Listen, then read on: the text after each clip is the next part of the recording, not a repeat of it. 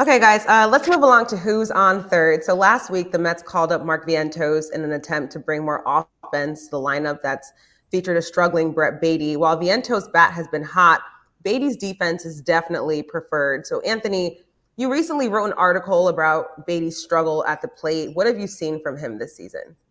Well, he's striking out way too much. I mean, in the month of May, he's striking out over a 40% clip, which is just impossible to succeed at this level. And as a result, he has started losing playing time to Mark Vientos. We saw Vientos start twice in 2 games against right-handed pitchers in this last series, and it's reached the point now. It's a small sample for Vientos, yes, but it has reached the point where it'd be very hard to bench him in favor of Brett Baty. So if that's the case, then it begs the question, what is Brett Baty getting out of being on the roster if he's only starting every once in a blue moon, maybe a pinch hit here and there?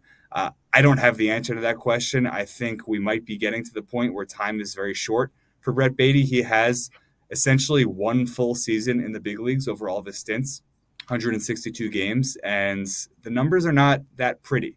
He doesn't have anything really left to prove in the minors, in my opinion, but he has plenty to prove in the majors, and you can stomach him being in there and playing every day and taking his lumps if the opportunity cost wasn't high. But right now, with Mark Vientos playing the way he is, the opportunity cost is pretty high because that's a bat that you do want in your lineup. And if Vientos is not playing third base, where is he going to play? Not DH with JD Martinez, not first base with Pete Alonso. It kind of has to be third, which leaves Baty as the odd man out. Yeah. Keith, you've seen Vientos since he's been called up. He even started against a right-hander yesterday. What do you think he needs to do to cement himself in the lineup? Well, I think he should be proud of the approach that he's taken, the fact that he is hitting the ball really, really hard. And if you watch his swings, he's kind of no holds barred. He's unleashed right now. He is almost playing like a man who doesn't care what his future is because he's already had a situation this year. He had a walk-off home run and was sent down 2 days after that. So he's kind of up here in an I don't care mode in a good way, in a loose, positive way. And I think that's the greatest contrast right now between Vientos' swings and Brett Baty's swings. I've seen Brett Baty come up through the minor league since he was 19 years old.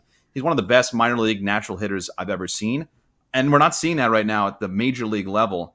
To be honest with you, he's overthinking things right now. He doesn't strike out 47% of the time anywhere throughout his entire career in the minor leagues at all. So what is the difference? I think Vientos is showing you that immediate difference, which is just swing as hard as you can. Just trust in your ability and your talent, as opposed to thinking, well, what am I going to get thrown in this count?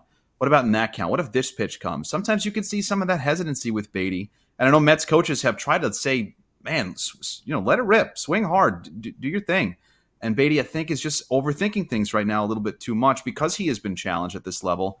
And because he hasn't figured it out and hasn't mastered it, you haven't quite seen him, unleash the way Mark Vientos has been.